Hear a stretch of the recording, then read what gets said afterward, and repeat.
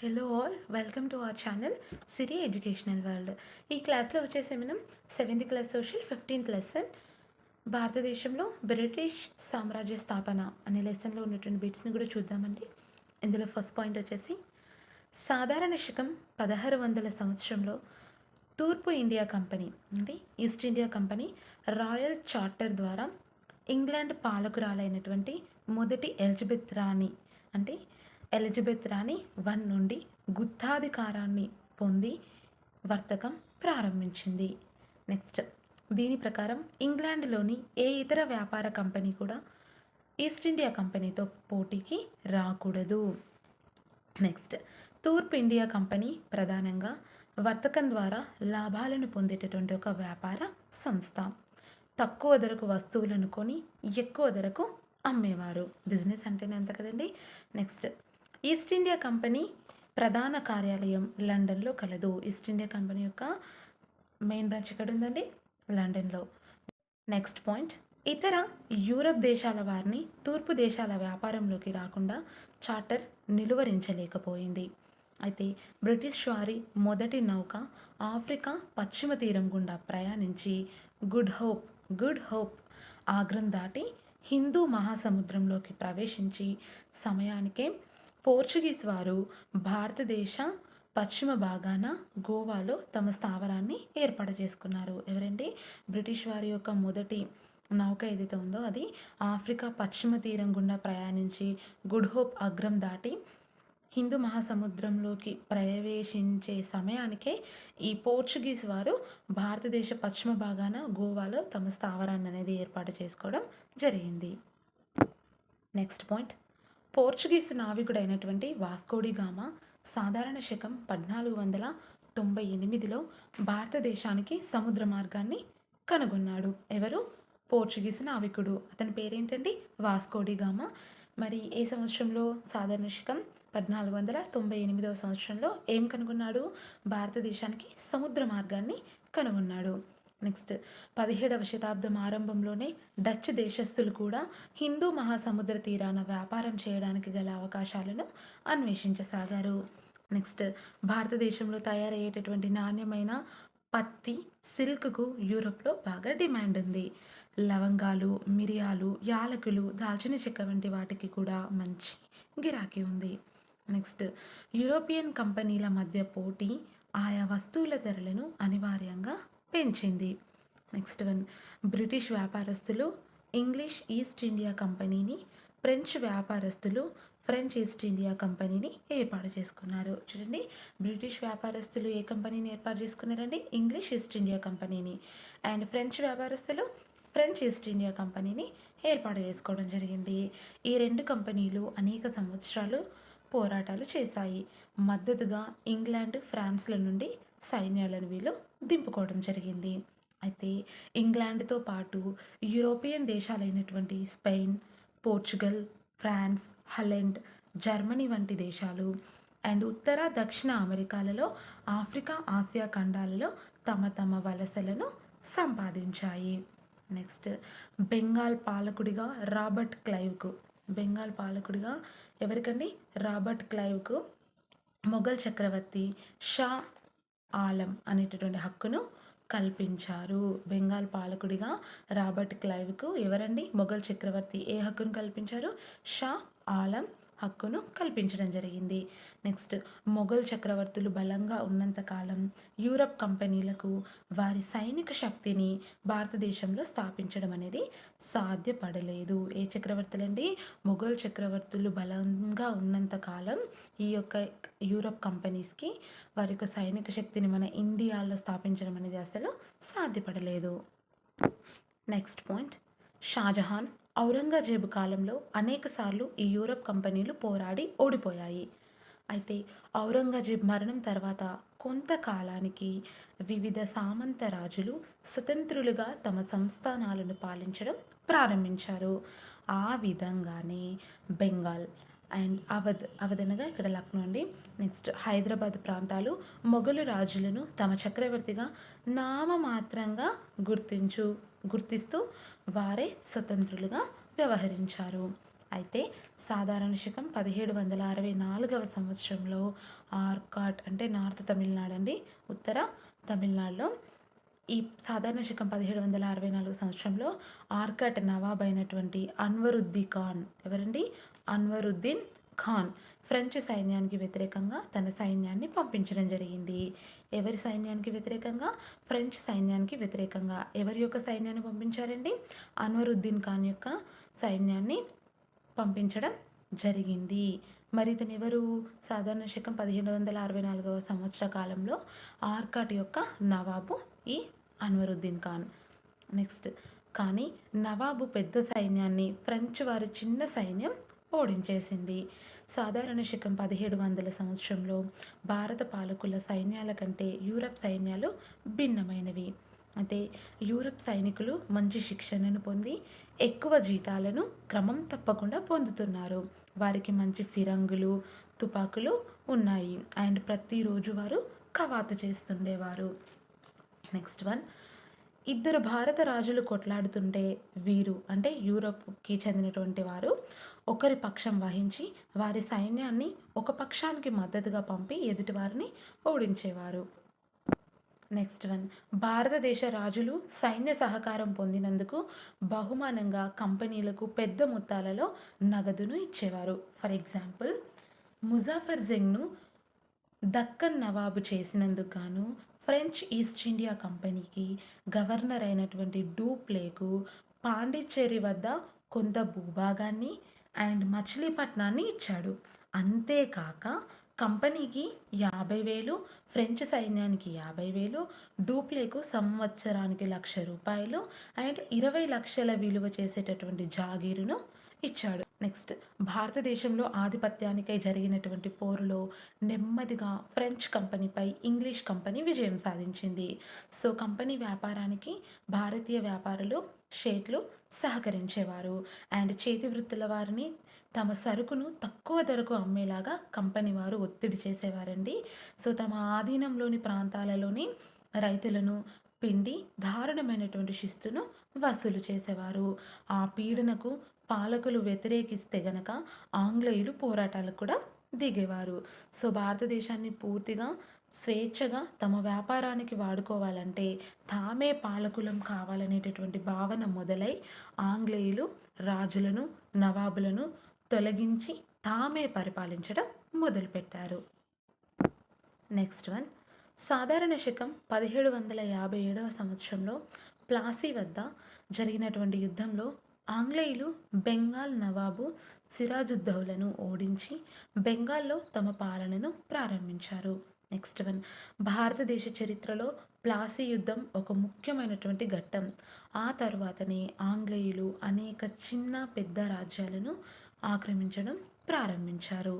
Next point, సాధారణ శకం 1765-68 సంవత్సరాల మధ్యకాలంలో ఆంధ్రప్రదేశ్లోని కోస్తా జిల్లాలను అంటే నేడు ఉన్నటువంటి Krishna, east west Godavari and Visakhapatnam, Vizianagaram, Srikakulam, Prakasam, Guntur ఈ జిల్లాలు ఏవైతే ఉన్నాయో సో ఇవి ఆంధ్రప్రదేశ్లోని కోస్తా జిల్లాలు అనమాట. ఈ కోస్తా జిల్లాలను తమకు అప్పగించవలసినదిగా హైదరాబాద్ నిజాంను ఈస్ట్ ఇండియా కంపెనీ వారు ఒత్తిడి చేసి హస్తగతం చేసుకున్నారు. అయితే ఈ ప్రాంతాన్ని కంపెనీ వారు మద్రాస్ ప్రాంతపు ఉత్తర సర్కారులుగా పిలిచేవారు. చూడండి, ఈ యొక్క ప్రాంతాన్ని ఈ కంపెనీ వాళ్ళు ఏమని పిలిచేవారండి? మద్రాస్ ప్రాంతపు ఉత్తర సర్కారులు అని చెప్పేసి పిలిచేవారు. నెక్స్ట్, మైసూర్కు చెందినటువంటి హైదర్ అలీ, టిప్పు సుల్తాన్లు, మరాఠీ సర్దార్ అయినటువంటి మహదీజీ సింధియా, నానా ఫడ్నవీస్ మొదలైనటువంటి వారు బ్రిటిష్ వారికి వ్యతిరేకంగా పోరాడారు. అయితే ఈ పోరాటాలలో బ్రిటిష్ వారి విజయాలకు సహకరించినటువంటి గవర్నర్ జనరల్లలో Robert Clive, Warren Hastings, Wellesley మొదలైన వారు ముఖ్యులు. నెక్స్ట్ పాయింట్, చాలా ప్రాంతాలలో రాజులు, నవాబులు పాలిస్తున్నప్పటికీ వారు బ్రిటిష్ వారి సార్వభౌమత్వం కిందనే పనిచేయసాగారు. రెసిడెంట్ అని పిలువబడేటటువంటి ఒక ఆంగ్లేయ అధికారిని రాజుల, నవాబుల రాజ్యాలలో నియమించి బ్రిటిష్ ప్రభుత్వం వారిపైన కన్నేసి ఉంచేది. నెక్స్ట్ వన్, బ్రిటిష్ వారికి అనుకూలంగా ఉన్నటువంటి రాజ కుటుంబాలను అధికారంలో ఉంచడం లేకపోతే తొలగించడం వంటి చర్యల వలన రాజ కుటుంబాలు ఆంగ్లేయులను వ్యతిరేకించాయి. ఎలా అండి? బ్రిటిష్ వారికి అనుకూలంగా ఉన్నటువంటి రాజకుటుంబాలను అధికారంలో ఉంచడము, లేదంటే తొలగించడం వంటి చర్యలను చేయడం వలన ఈ రాజకుటుంబాలు ఏవైతే ఉన్నాయో వారు ఆంగ్లేయులను వ్యతిరేకించడం స్టార్ట్ చేశారు. సో ఆంగ్లేయులు తమను క్రైస్తవులుగా మార్చుతారని హిందువులు మరియు ముస్లింలు భయపడ్డారు.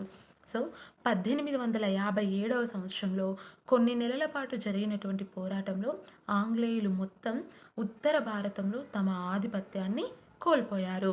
ఈ తిరుగుబాటును భారత సిపాయిలే ప్రారంభించారు. మరి తిరుగుబాటుని స్టార్ట్ చేసింది ఎవరండి? భారత సిపాయిలు. రాజకుటుంబాలు కూడా వీరితో పాటు పోరాటంలో కలిశాయి. రైతులు, గిరిజనులు, భూ యజమానులు, చేతి వృత్తుల వారు కూడా జత కలిశారు.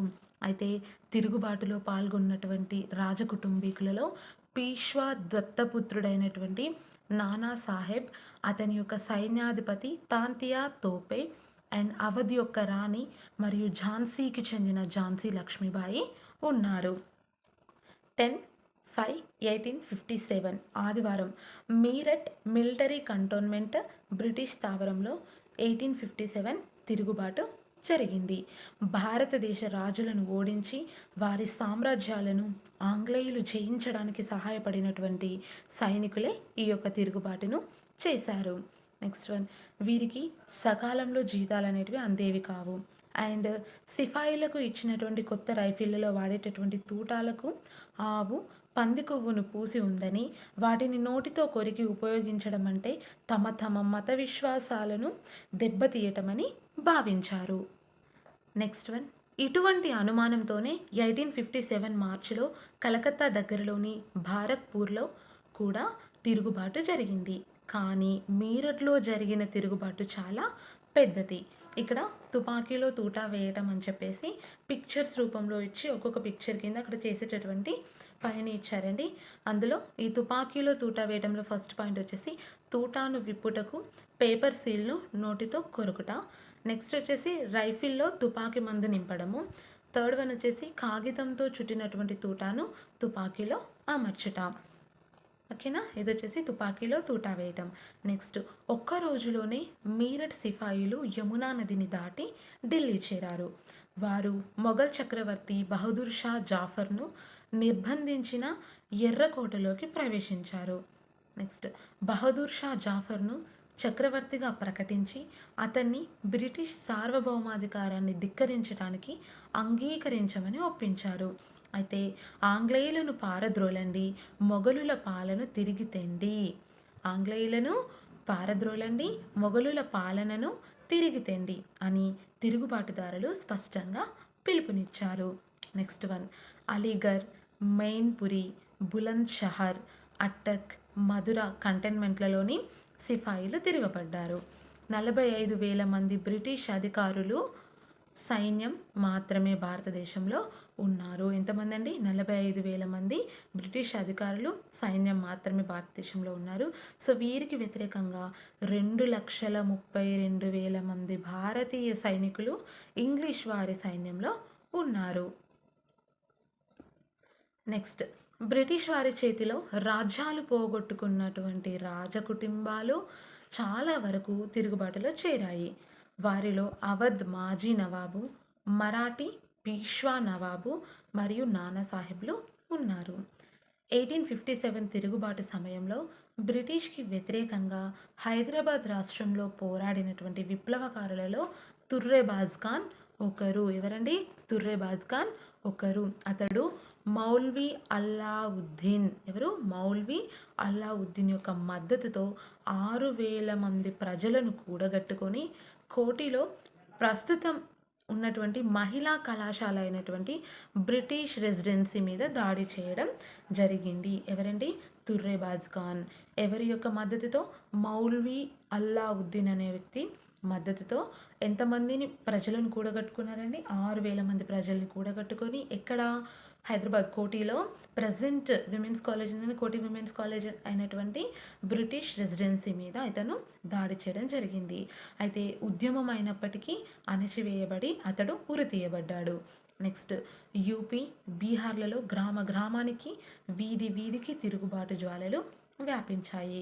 నెక్స్ట్ బ్రిటిష్ ప్రభుత్వానికి పన్ను కట్టకుండా ఆపు చేశారు. ఏం కట్టకుండా? పన్ను అనేది కట్టకుండా ఆపేశారు.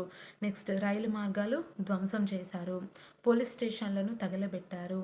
టెలిగ్రాఫ్ వైర్లను తెంచివేసి తంతి తపాలా కార్యాలయాలను నేలమట్టం చేశారు. అండ్ ఈ తిరుగుబాటుదారుల్లో 2 బలహీనతలు ఉన్నాయండి.